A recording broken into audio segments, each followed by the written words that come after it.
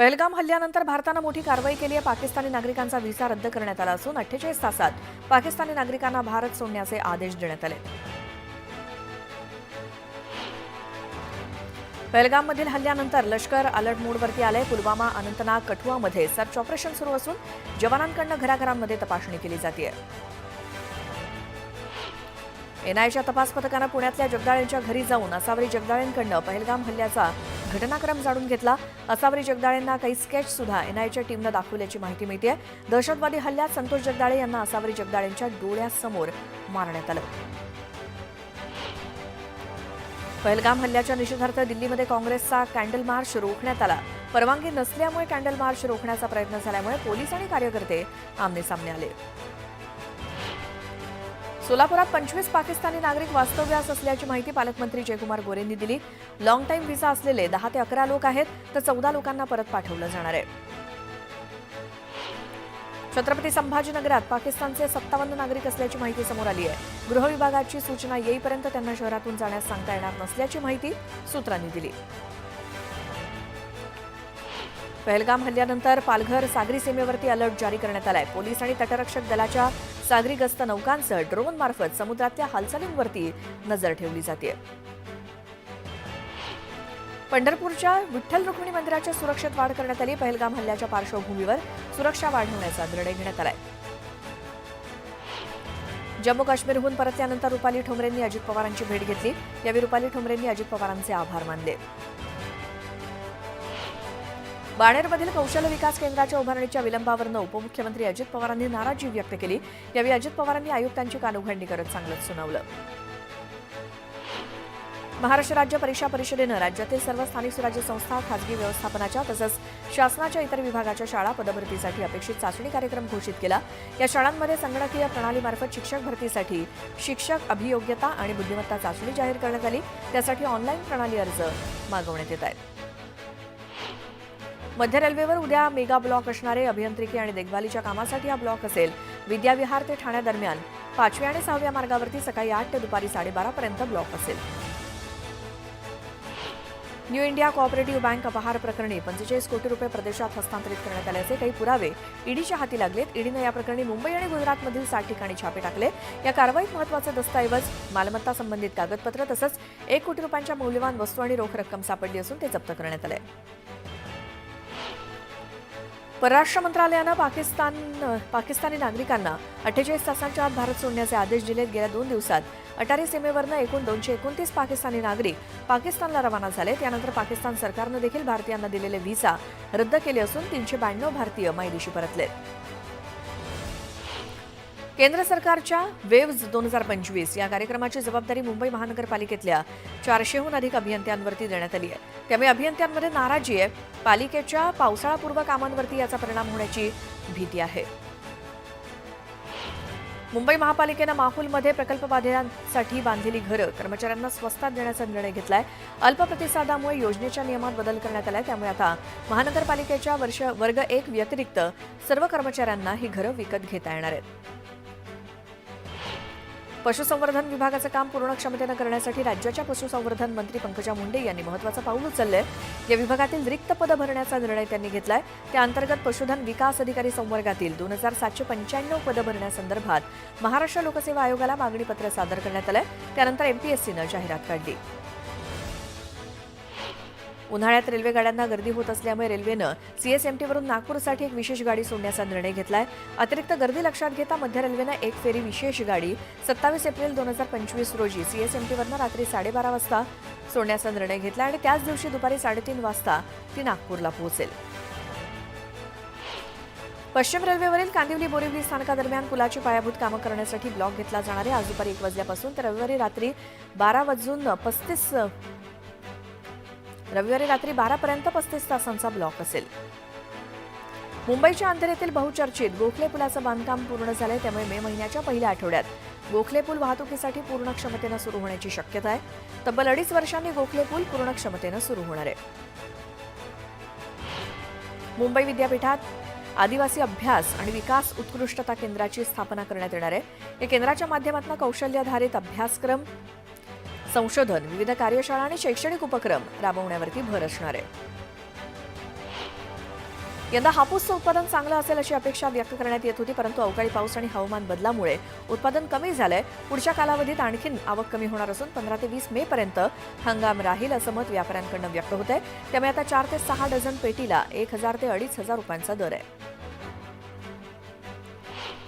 सरकारनं नवी मुंबईतल्या डीपीएस तलाव फ्लेमिंगो राखीव क्षेत्र म्हणून घोषित केलाय. यावेळी मोठ्या प्रमाणात फ्लेमिंगो येत असल्यामुळे पर्यावरणप्रेमींनी आनंद व्यक्त केला.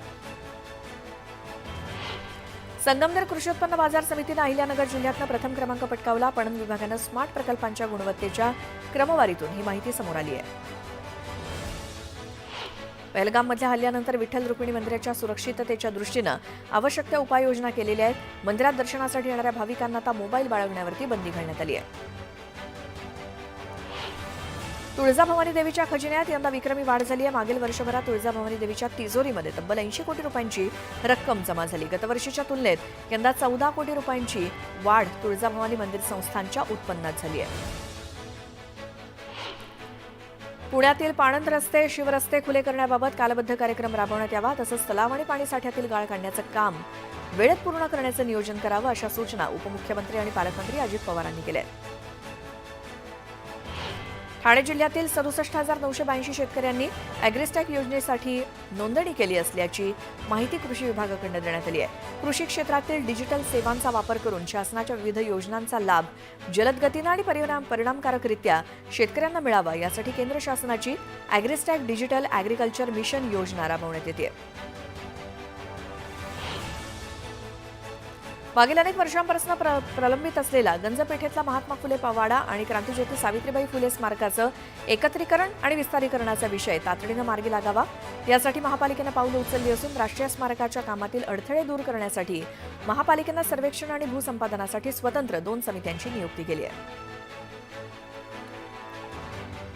राष्ट्रवादी काँग्रेसच्या वतीनं 1 मे ते 4 मे या कालावधीत मुंबई इथे महाराष्ट्र महोत्सवाचं आयोजन करण्यात आलंय.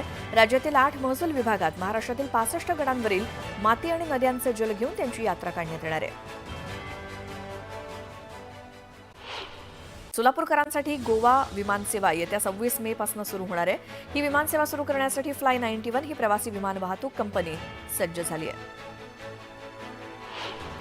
एकीकडे सूर्याच्या तप्तझळांनी हैराण झालेल्या नागरिकांना आता हवामान बदलाचा सामना करावा लागणार आहे. राज्यात आज वादळी वाऱ्यासह पावसाची शक्यता वर्तवण्यात आली आहे. सोलापूर, लातूर, नांदेड, धाराशिव जिल्ह्यामध्ये तुरळक ठिकाणी गारपीट होण्याचा देखील अंदाज आहे. त्यामुळे हवामान विभागानं येलो अलर्ट जारी केलाय. मुंबईतल्या एल्फिन्स्टन पूल प्रवासी वाहतुकीसाठी बंद करण्यात आल्यामुळे एसटी परळ आगारातील बस सेवेच्या मार्गात बदल करण्यात येणार आहेत. पर्यायी मार्गावरील अंतर वाढल्यामुळे तिकीट दरात एका टप्प्यानं वाढ होणार असल्यामुळे तिकीट दर 10 रुपये वाढणार आहे, अशी माहिती एसटी महामंडळानं दिली. परभणीमध्ये उन्हाळ्यानं अक्षरशः कहर केलाय. तापमानाचा पारा 44 अंशांवरती गेला. या आठवड्यातील ही दुसरी वेळ आहे जेव्हा तापमानानं 44 अंशांचा टप्पा ओलांडलाय. त्यामुळे परभणीकर गरमीनं हैराण झालेत. जम्मू काश्मीरच्या पहलगाम इथे दहशतवाद्यांनी केलेल्या हल्ल्यात 26 जणांचा मृत्यू झाला. त्यानंतर भारत आणि पाकिस्तान या 2 देशांमधले संबंध ताणले गेलेत. या दरम्यान या दहशतवादी हल्ल्यात कथित सहभाग असल्याचा बदला म्हणून भारत पाकिस्तानमध्ये पाण्याचा एक थेंबही वाहून देणार नाही, असं जलशक्ती मंत्री CR पाटील यांनी म्हटलं. राष्ट्रवादी पक्ष एनडीएसोबत राहण्याच्या निर्णयावरती ठाम आहे. यामध्ये कोणताही बदल होणार नाही, असं वक्तव्य करत खासदार सुनील तटकरे यांनी दोन्ही राष्ट्रवादी एकत्र येणार असल्याच्या चर्चांना पूर्णविराम दिला. कर्जत तालुक्यातल्या कुकडी प्रकल्पावर अवलंबून असलेल्या 54 गावांचा पाणी प्रश्न अजूनही सुटलेला नाही. तसंच सीना प्रकल्पाचा सुद्धा प्रश्न गंभीर आहे. त्यामुळे या दोन्ही प्रकल्पाबाबत अधिकाऱ्यांशी संवाद साधला असून सीना प्रकल्पाचा पाणी प्रश्न लवकरात लवकर सुटेल, मात्र कुकडीचा पाणी प्रश्न सुटायला वेळ लागेल, अशी माहिती अधिकाऱ्यांनी दिल्याचं रोहित पवार यांनी सांगितलं.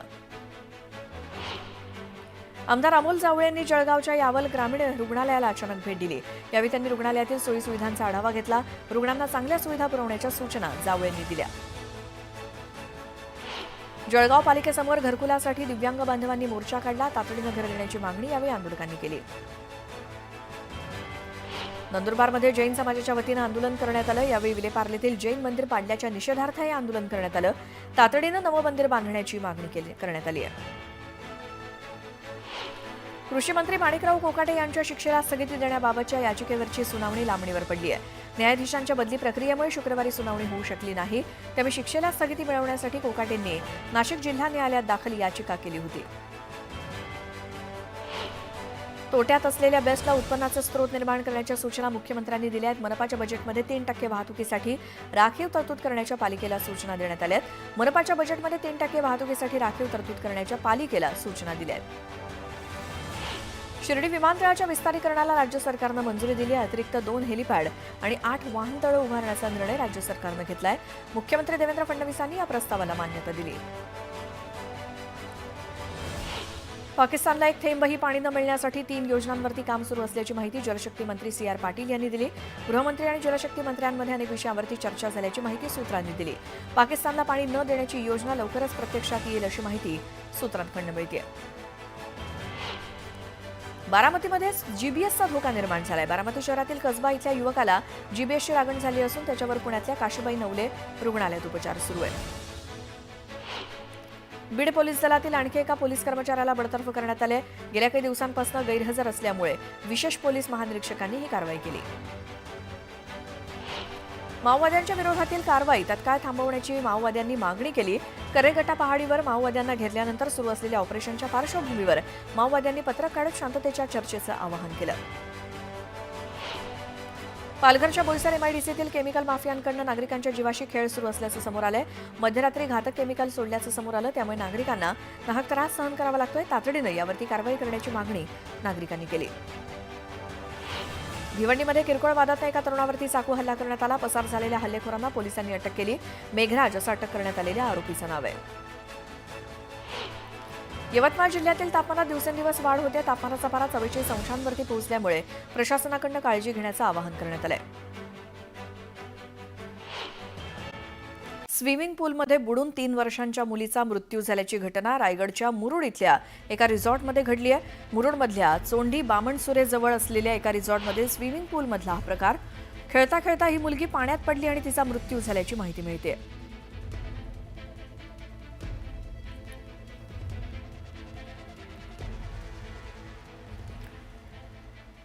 आता पुन्हा पाहूयात सकाळच्या 100 बातम्या. महाराष्ट्र राज्य सहकारी बँकेनं आर्थिक वर्ष 31 मार्च 2025 अखेर विक्रमी 61,956 कोटींचा व्यवसाय पूर्ण केला. त्याचसोबत बँकेनं 651 कोटी रुपयांचा निव्वळ नफा मिळवून सलग 4थ्या वर्षी नफ्यात सातत्य राखलंय.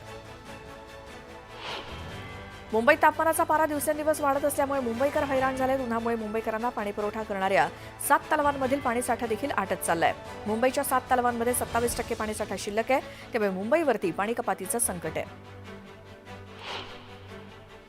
राज्यातील 94 लाख शेतकऱ्यांनी ओळख क्रमांकासाठी नोंदणी केली आहे. शेतकऱ्यांचा माहिती संच तयार करण्यासाठी शेतकऱ्यांची आणि शेताची माहिती घेतली जाते. त्यानुसार शेतकऱ्याचा आधार क्रमांक त्या माहितीशी जोडून प्रत्येक शेतकऱ्याला त्याच्या शेतासह एकत्रितरित्या शेतकरी ओळख क्रमांक दिला जातो असं प्रशासनाकडून सांगण्यात येत आहे. लातूर जिल्ह्यातल्या उदगीर येथे मुस्लिम धर्मीयांनी हल्ल्याचा निषेध केला. शुक्रवारी नमाज अदा करताना सुद्धा हातावरती काळी पट्टी बांधून मुस्लिम बांधवांनी काश्मीरमध्ये झालेल्या अतिरेकी हल्ल्याचा निषेध केला. पाकिस्तानला कायमस्वरूपी अद्दल घडवण्याची मागणी यावेळी आंदोलकांनी केली असून अनेक शाळकरी मुलांनी देखील सहभाग घेत पाकिस्तान विरोधी घोषणाबाजी केली. आम्हाला आता पुन्हा पाकिस्तानात जायचं नाही. आम्हाला भारताचं नागरिकत्व द्यावं. आमचे नातेवाईक तसंच कुटुंब जे पाकिस्तानात आहेत त्यांना देखील भारतात घेऊन यावं अशी मागणी जळगावातल्या पाकिस्तानी कुटुंबियांनी केली आहे. नाशिक दिंडोरी राज्य मार्गावरील वनारवाडी फाट्याजवळ एका 21 वर्षीय तरुणीचा बिबट्याच्या हल्ल्यात मृत्यू झाला. या घटनेमुळे सर्वत्र हळहळ व्यक्त होते तर वनविभागाच्या कारभारावरती नागरिकांनी संताप व्यक्त केला. पती, सासू आणि सासऱ्याकडून सुनेला जीवे मारण्याचा प्रयत्न झाल्याची घटना 14 एप्रिल रोजी जालन्यात घडली. गुन्हा दाखल करून सुद्धा पोलीस कारवाई करत नसल्यामुळे याबाबत माहिती देण्यासाठी संबंधित महिलेनं पत्रकार परिषद बोलावली होती. मात्र या पत्रकार परिषदेआधीच पतीसह 10 ते 12 जणांनी संबंधित महिलेला पुन्हा मारहाण केली.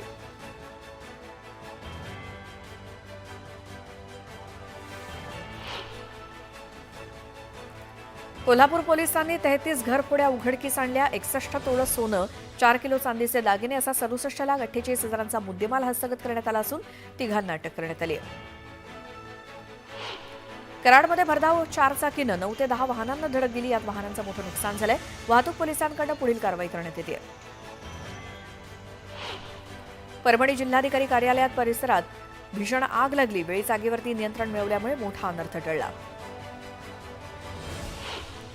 बीडमध्ये भर चौकात रिक्षाचालकावरती धारदार शस्त्रानं हल्ला करण्यात आला. हल्ल्यात रिक्षाचालक गंभीर जखमी झालाय. जखमी रिक्षाचालकाला उपचारासाठी रुग्णालयात दाखल करण्यात आलं. फरार हल्लेखोराचा पोलिसांकडून शोध सुरू आहे. नांदेड किनवट मार्गावरती इस्लामपूर जवळ 2 ट्रकनं एकमेकांना जोरदार धडक दिली. या अपघातात एकाचा मृत्यू झालाय. 3 जण गंभीर जखमी झाले. जखमींना उपचारासाठी रुग्णालयात दाखल करण्यात आलं. जळगावच्या शिरसोली परिसरातील एका कंपनीला भीषण आग लागली. आगीत कंपनीतलं साहित्य जळून खाक झालं. सुदैवाने यात कोणतीही जीवितहानी झाली नाही. यवतमाळ जिल्ह्यातल्या बाभुळगाव, नेर आणि कळंब या 3 तालुक्यातल्या 35 शेतकऱ्यांनी 120 एकरावरती मका लागवड केली. हैदराबाद इथल्या आयुषी अॅग्रोटेक या कंपनीकडून शेतकऱ्यांनी बियाणं घेतलं होतं. मात्र मक्याला कणीसच न धरल्यामुळे शेतकरी हवालदिल झालाय. शेतकऱ्याचं लाखो रुपयांचं नुकसान झालंय. वाशिम जिल्ह्याला पाणीपुरवठा करणाऱ्या एकबुर्जी प्रकल्पात केवळ 10% पाणीसाठा शिल्लक आहे. त्यामुळे ग्रामस्थांना भीषण पाणी टंचाईचा सामना करावा लागतोय. 10 दिवसांआड पाणीपुरवठा होत असल्यामुळे ग्रामस्थांचे प्रचंड हाल होत आहेत. गोंदियातील मोरगाव तालुक्यातल्या 4 पाणीपुरवठा योजनांबाबत सकारात्मक निर्णय घेणार असल्याची माहिती जिल्हा परिषदेच्या वतीनं देण्यात आली.